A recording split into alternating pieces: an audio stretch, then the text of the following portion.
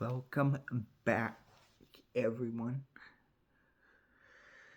Ooh. Today we are going to be talking about Bloody Bill. So, let's begin. Years ago in the 1860s, there was a man named William Anderson who lived in Missouri. He had a wife and 2 sons and was considered a good family man. Even though he didn't make much money, he always tried to buy his family whatever they wanted.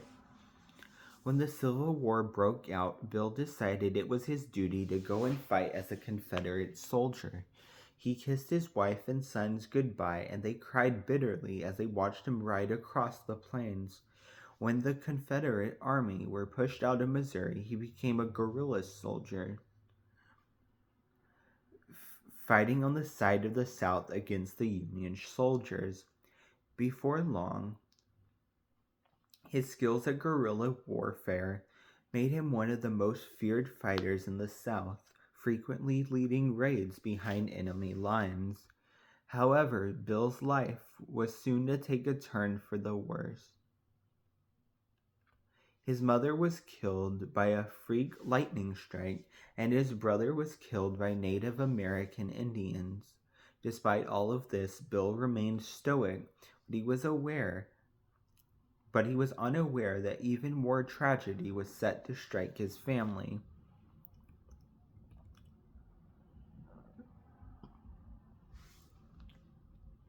Union soldiers decided to put an end to Bill's raids into their territory. They arrested his father and uncle and executed them.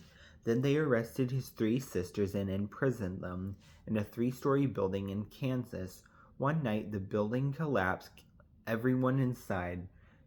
Bill's sisters were crushed to death in the rubble. After learning about the horrible deaths of his sisters, they say something snapped inside.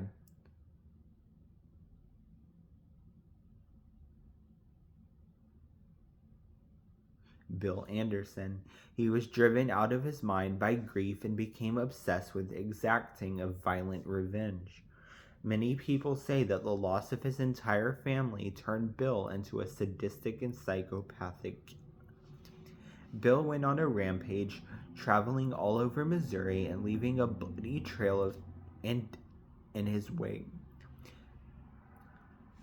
He became notorious for the brutality and savagery of his tactics. He slaughtered huge numbers of Union soldiers and showed no mercy or remorse. He was often described as the bloodiest man in America's deadliest war. His exploits earned him the name Bloody Bill. After a man, he would then proceed to out their eyes, off their ears, and scalp them of their hair. They say that after every battle, Bill's face would be completely covered in blood, and he greatly enjoyed inflicting fear and suffering on his victims. However, as vicious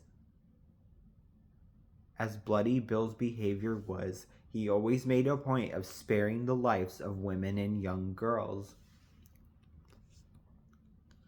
Union soldiers were determined to put an end to Bloody Bill's spree. They hired a scout to track him down and set out an ambush. Bloody Bill and his band of raiders were taken by surprise and didn't stand a chance. One of the Union soldiers shot Bloody Bill in the side of his head, knocking him off his horse. As he lay dying in the dirt, they swam around him. Before Bill had a chance to scream for help, he was stabbed to death.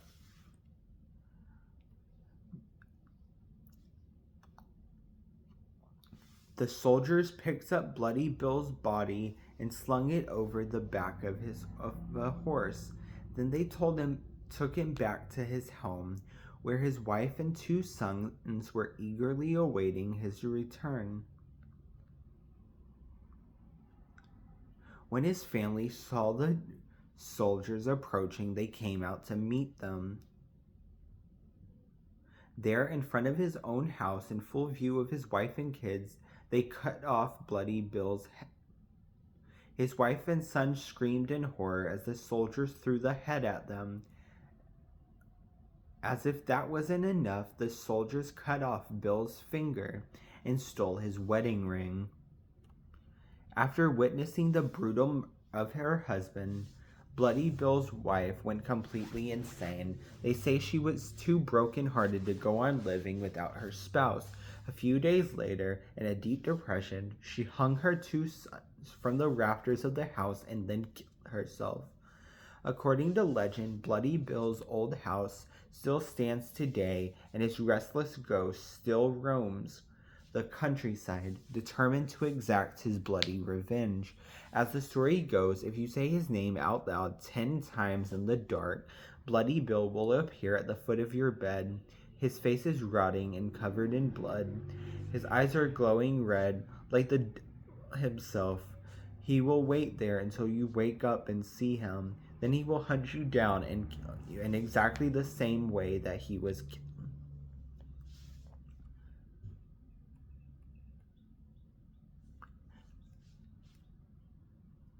A few years ago on Halloween night, 4 teenage boys decided to explore the remains of the old broken down house where Bloody Bill once lived.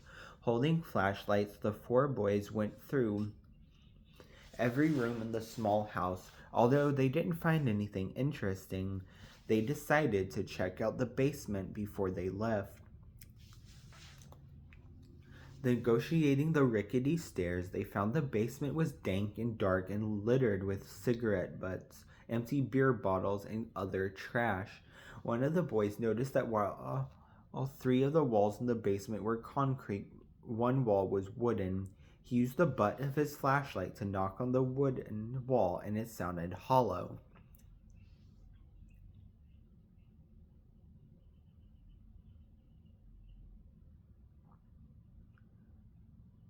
The boy started kicking the rotten wood, and it soon gave way, revealing a hidden alcove behind it.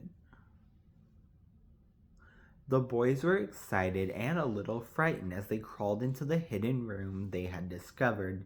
Inside, there was a wooden bucket sitting in the corner. One boy shone his flashlight into the bucket and suddenly recoiled in horror. The bucket contained a severed finger and a severed human head.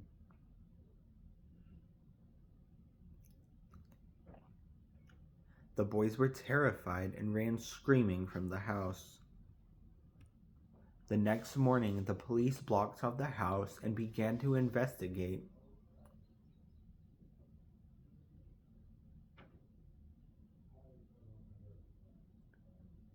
After forensic tests, the body parts were discovered to be approximately 2 months old and belonged to a man who was around 25 years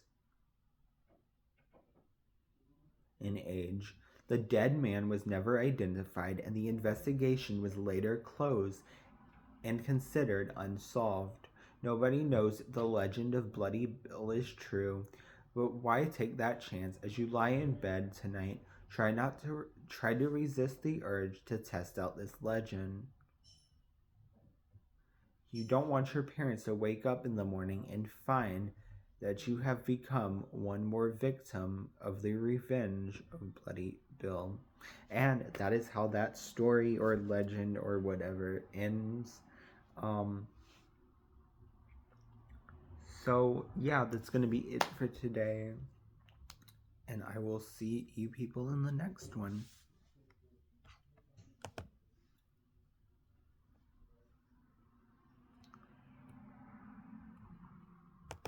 Peace. Bye.